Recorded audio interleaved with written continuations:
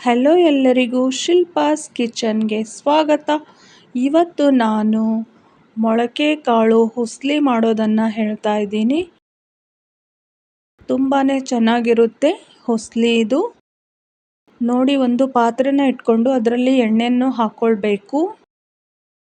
ನಂತರ ಕರಿಬೇವನ್ನು ಹಾಕ್ಕೊಳ್ಬೇಕು. ಹುಸ್ಲಿ ಕಾಳು ತುಂಬಾ ಚೆನ್ನಾಗಿರುತ್ತೆ. ರೊಟ್ಟಿ ಜೊತೆ ಮತ್ತು ಚಪಾತಿ ಜೊತೆ ತುಂಬಾ ಚೆನ್ನಾಗಿರುತ್ತೆ. ಹಾಗೇನೂ ತಿನ್ಬೋದು. ಮೊಳಕೆ ಕಾಳು ಹುಸ್ಲಿ ಹಾಗೇನೂ ತಿನ್ಬೋದು, ತುಂಬಾ ಚೆನ್ನಾಗಿರುತ್ತೆ. ನೋಡಿ, ಇವಾಗ ಸಾಸಿವೆ ಮತ್ತು ಜೀರಿಗೆಯನ್ನು ಹಾಕ್ತಾ ಇದ್ದೀನಿ. ಹಾಕಿ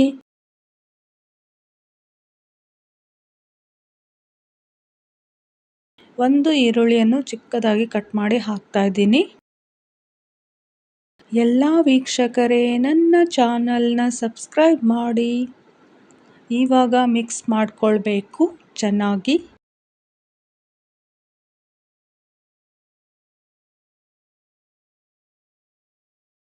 ತುಂಬಾ ಚೆನ್ನಾಗಿರುತ್ತೆ ಮೊಳಕೆ ಕಾಳು ಹುಸ್ಲಿ. ನಂತರ ನೋಡಿ, ನಾನು ಒಂದು ಸ್ವಲ್ಪ ಶೇಂಗಾವನ್ನು ಹಾಕ್ತಾ ಇದ್ದೀನಿ. ಕಡಲೆ ಬೀಜ, ಶೇಂಗಾವನ್ನು ಹಾಕಿ ಚೆನ್ನಾಗಿ ಮತ್ತೆ ಮಿಕ್ಸ್ ಮಾಡ್ಕೊಳ್ಬೇಕು. ಎಲ್ಲರಿಗೂ ತುಂಬ ಇಷ್ಟ ಆಗುತ್ತೆ.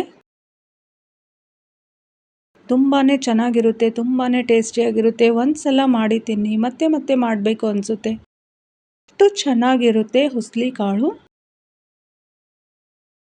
ನೋಡಿ, ಒಂದು ಸ್ವಲ್ಪ ಅರಿಶಿಣವನ್ನು ಹಾಕ್ಕೊಳ್ಬೇಕು. ನಂತರ 1 ಸ್ಪೂನ್ ಖಾರದ ಪುಡಿಯನ್ನು ಹಾಕ್ಕೊಳ್ಬೇಕು. ಅಚ್ಚ ಖಾರದ ಪುಡಿಯನ್ನು ಹಾಕಿ ನಂತರ ರುಚಿಗೆ ತಕ್ಕಷ್ಟು ಉಪ್ಪನ್ನು ಹಾಕ್ಕೊಳ್ಬೇಕು. ನೋಡಿ, ಇವಾಗ ನಾನು ಉಪ್ಪನ್ನು ಹಾಕ್ತಾ ಇದ್ದೀನಿ. ಹುಸ್ಲಿ ಕಾಳು ತುಂಬಾ ಚೆನ್ನಾಗಿರುತ್ತೆ. ಹಾಕಿ ಚೆನ್ನಾಗಿ ಮಿಕ್ಸ್ ಮಾಡ್ಕೊಳ್ಬೇಕು.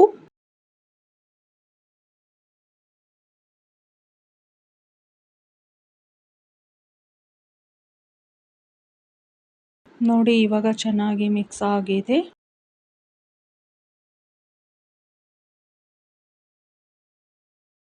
ಲಂಚ್ ಬಾಕ್ಸಿಗೂ ತಗೊಂಡು ಹೋಗ್ಬೋದು. ತುಂಬಾ ಚೆನ್ನಾಗಿರುತ್ತೆ ಮೊಳಕೆ ಕಾಳು ಹುಸ್ಲಿ.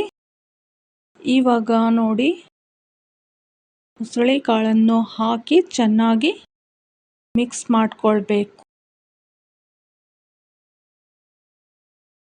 ತುಂಬಾ ಈಸಿ ಇದೆ.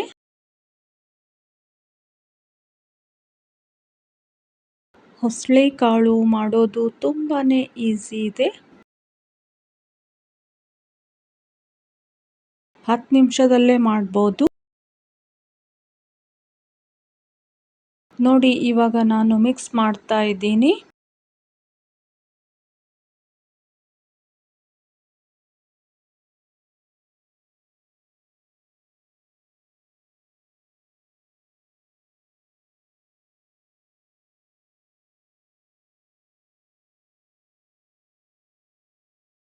ತುಂಬಾ ಸಿಂಪಲ್ ಆಗಿದೆ, ತುಂಬಾ ಈಸಿ ಇದೆ ಮಾಡೋದು.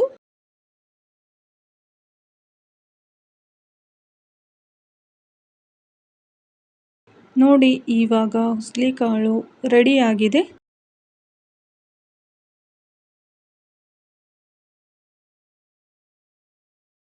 ಇದಕ್ಕೆ ಇವಾಗ ಕೊತ್ತಂಬರಿ ಸೊಪ್ಪನ್ನು ಹಾಕ್ಕೊಳ್ಬೇಕು. ಹಾಕಿ ಮತ್ತೆ ಚೆನ್ನಾಗಿ ಮಿಕ್ಸ್ ಮಾಡ್ಕೊಳ್ಬೇಕು. ಇವಾಗ ಹುಸ್ಲಿ ಕಾಳು ರೆಡಿಯಾಗಿದೆ ನೋಡಿ. ನೀವು ಇದೇ ಥರ ಮನೆಯಲ್ಲಿ ಮಾಡಿ ತಿನ್ನಿ. ಹೇಗಿದೆ ಅಂತ ನನಗೆ ಕಮೆಂಟ್ ಮೂಲಕ ತಿಳಿಸಿ.